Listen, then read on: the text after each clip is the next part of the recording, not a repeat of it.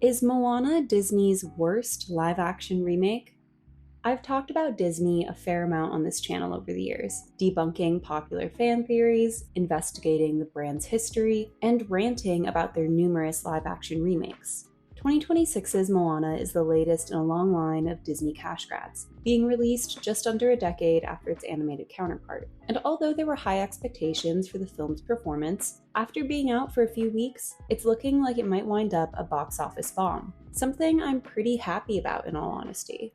Now, I don't love the original animated Moana movie. Scandalous, I know. So I acknowledge that made the live action a difficult concept for me to wrap my head around from the very beginning. But I gave it a good college try and still left feeling the way I feel about most of Disney's projects nowadays, disappointed. Having recently rewatched all of Disney's live action movies for another video, check it out if you haven't, I can confidently say that Moana isn't the worst remake Disney has pushed out in recent years. But that's less to do with it actually being any good, and more to do with Disney placing the bar so low. The film isn't creative in a single way, but at least it isn't a total affront to the source material the way that Pinocchio or Lady and the Tramp are. And while fans of the original might still find something redeemable about it, it'll never serve as a replacement or even an accompaniment. Moana is the closest one-to-one remake Disney's had since The Lion King back in 2019, and it suffers from similar problems. By repeating the same shots, the same dialogue, and the same musical numbers, Moana is never able to surpass its predecessor.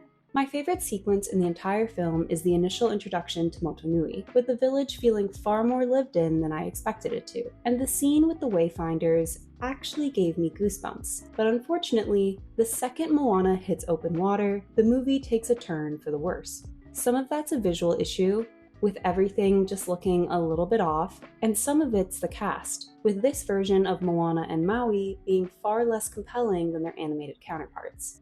I try not to be too hard on up-and-coming actors, especially when it's a role like this, which is such a big win for Polynesian representation, but Catherine Lakaaya's performance was pretty lackluster. She has a great singing voice, but her acting is very Disney Channel to me, and she isn't able to deliver on important emotional beats like anger, sadness, or even joy, so you don't really feel all that connected to her version of the character. But honestly, the bigger casting misstep is Dwayne Johnson as Maui. Although I find the original character annoying, I think Johnson works in the context of that role. But in a live-action format, he's distractingly bad, and the cheap wig and ridiculous bodysuit aren't helping his case. Honestly, the whole time I was watching the movie, he just reminded me of a washed-up high school gym teacher trying to look cool in front of the freshmen. And his whole gimmick was way more cringy than it was interesting. Maui was always larger than life, but instead of going this buff macho direction, what the role actually needed was someone softer and more sensitive, someone who could offset how grating Maui's ego can be. But considering Dwayne Johnson produced the live-action Moana movie, I'm not even remotely surprised that he didn't consider casting anyone other than himself. Frankie Adams, who plays Moana's mother, is unbelievably gorgeous, to the point that I found myself staring at her every time she was on screen. She barely has any lines, but she still manages to convey more genuine emotion than either of the leads do in the entire runtime, and I hope to see her in more things in the future. I thought that Rena Owen was a decent pick for Grandma Tala, although she wasn't quite as kooky as I wanted her to be. But I thought she had great chemistry with Catherine Lakaaya, more so than Dwayne Johnson did, so their scenes together actually work.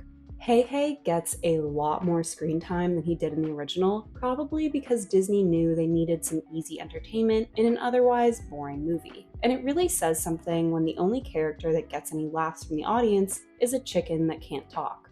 I feel the same way about the film's visual effects as I do with almost all of Disney's quote-unquote live actions, which is that from a technical standpoint, sure, they've done a decent job, but from an aesthetic point of view, they've failed miserably.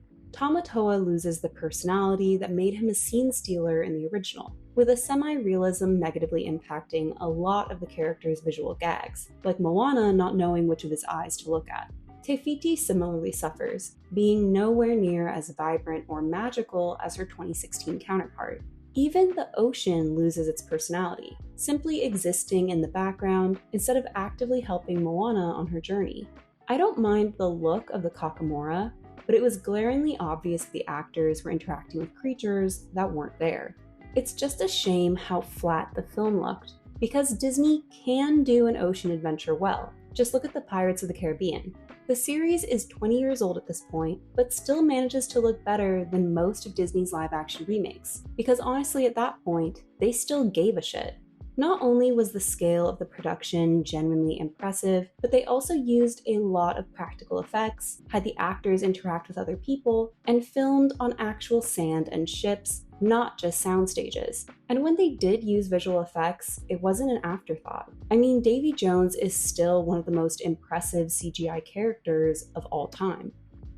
If you've been watching my videos for a while, then you know that I'm not a huge fan of Lin-Manuel Miranda's music style, with his signature overlapping technique being a bit exhausting for me to listen to repeatedly. On top of that, I rarely find his songs a tonal match for the story they're shoved into, especially with their modern turns of phrase and hip-hop beats, and it's probably why I was never able to enjoy Moana or Encanto as much as I wanted to. But with that said, I did think that the new song, Along the Way, was a nice addition to the Moana soundtrack, having fun musical theater road trip energy that actually made sense, and having both the original and the new Moana perform it together was a really nice touch.